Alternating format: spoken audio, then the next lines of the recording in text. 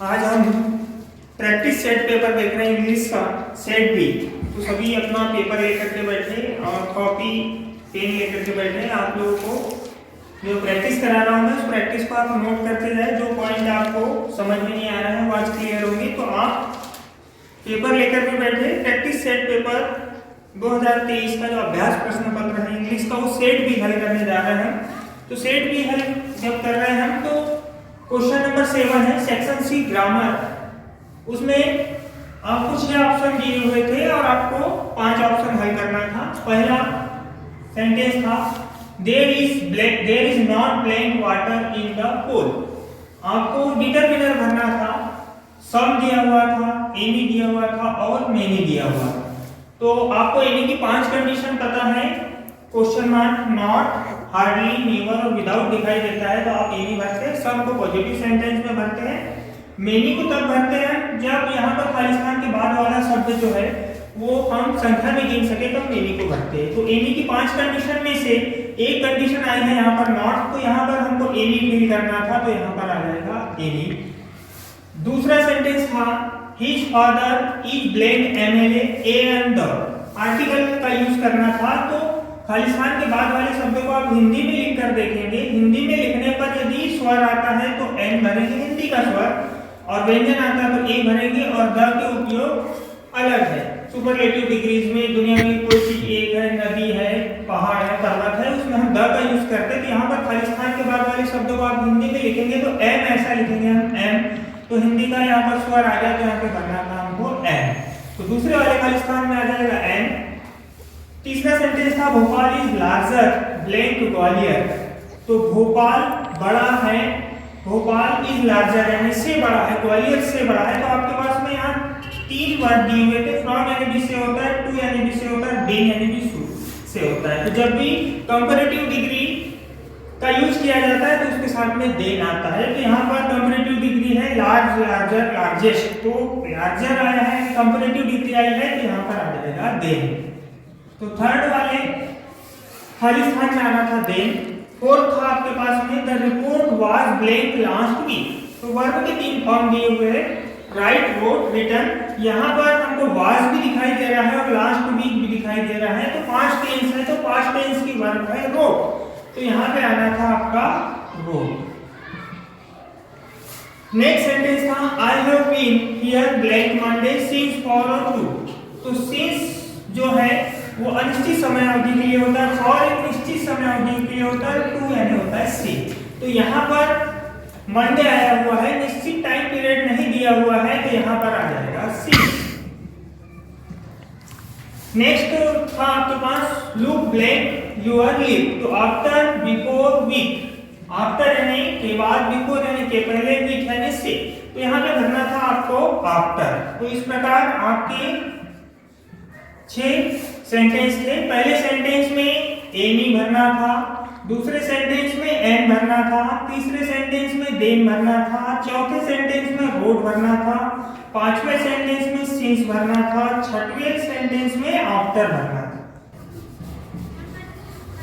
Next question है 8 number का do as directed. तो उसमें आपको जैसा बताया गया है वैसा हल करना था। If she does not come on time she will miss the train.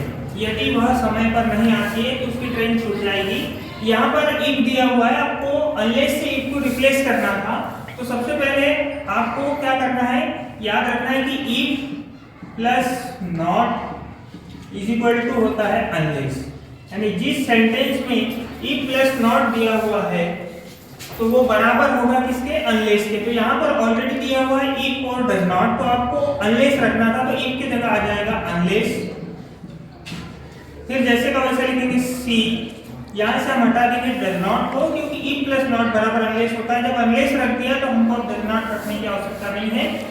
Unless फिर सी, फिर उसके बाद में कम का हो जाएगा कम्स, क्योंकि आप डज नॉट हटा रहे तो वर्ब में फिर से यस लगाना पड़ेगा। अनलेस सी कम्स, फिर ऑन, फिर टाइम, कॉमा जैसे का वैसा सी विल मिस द ट्रेन। तो आपने इफ के स्थान पर अनलेस रख दिया और सेंटेंस में से डज नॉट हटा दिया, क्योंकि if plus not is equal to होता है अनलेस। तो सेंटेंस बना unless she comes on time she will miss the train. जब तक वह समय पर नहीं आती है तो उसकी ट्रेन छूट जाएगी। नेक्स्ट सेंटेंस था he has taken tea. Interrogative बनाना है। इंट्रोगेटिव बनाने का पहले रूल्स कि यदि सेंटेंस में to be a helping verb हो तो उसको सामने रख देते हैं, हैज को सामने रख देंगे, फिर ही, फिर टेकन, फिर टी और क्वेश्चन मार्क। तो सेकंड सेंटेंस बनना था आपका has he taken tea question mark. Next sentence था Ishan agreed to dance with us. Ishan सहमत हो गया था या सहमत हुआ हमारे साथ डांस करने के लिए। नेगेटिव सेंटेंस बनाना था। नेक्स्ट सेंटेंस है Ishan agreed to dance with us. Negative sentence बनाना है। सबसे पहले देखेंगे आप एग्रीड वर्ब का सेकंड फॉर्म आया है, तो नेगेटिव बनाने का हमारा थर्ड रूल है कि सेंटेंस में वर्ब का सेकंड फॉर्म हो तो सब्जेक्ट के बाद डिड नॉट रखना है, वर्ब का फर्स्ट फॉर्म करना है। तो सब्जेक्ट है हमारे पास में ईशान, यहां पर रख देंगे हम डिड नॉट। एग्रीड का कर देंगे एग्री। फिर उसके बाद में जैसे का वैसा टू डांस विथ अस। तो नेगेटिव बन गया हमारा Ishan did not agree to dance with us. Next sentence था he is rich, he is not happy. Yet से कंबाइन करना था, इसको एट से जोड़ना था, तो उसका ऐसा बनना था he is rich yet he unhappy. Next sentence था the gardens has lovely flowers. The gardens is in front of my house. इसको रिलेटिव क्लॉज से जोड़ना था, तो जैसे का वैसा लिखना था आपको the gardens has lovely flowers. फिर उसके बाद में इसको जोड़ना था बीच से, इसके स्थान पर हम रख देंगे बीच।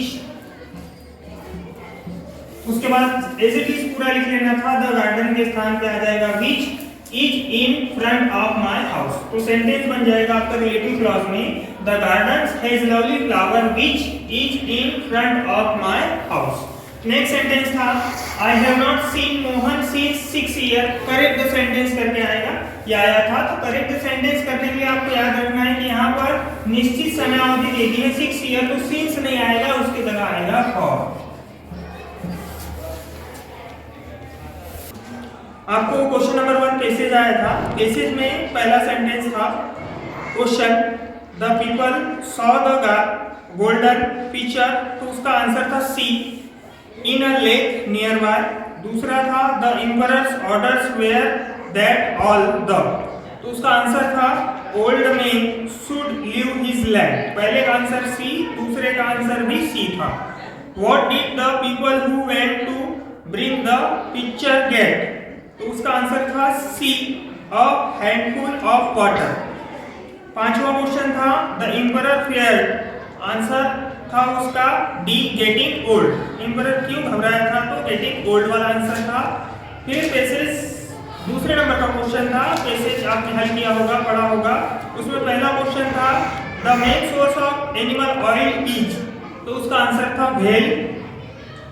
Vegetable oil is mainly used for, तो 4 ऑप्शन थे, उसमें से पहला ऑप्शन आंसर है उसका कुकिंग। फिर तीसरा क्वेश्चन था the black of fish adds nourishing oil, तो उसका आंसर था C liver. The thick protective covering on head on a whale is called, तो उसका आंसर था बी ब्लबर, सी बी वाला ऑप्शन। और write the noun form of word protect, तो उसका आंसर था प्रोटेक्शन। प्रोटेक्ट में ION लगाना था सिर्फ, प्रोटेक्शन TION। तो ये प्रोटेक्ट का नाउन जो होता है वो होता है प्रोटेक्शन। जितने भी क्वेश्चंस थे 2 पैसेज और सेक्शन सी का ग्रामर और डू एज डायरेक्टेड मैं करके बता चुका हूँ। इनको कॉपी में नोट कर ले और एग्जाम की दृष्टि से इनकी तैयारी करें।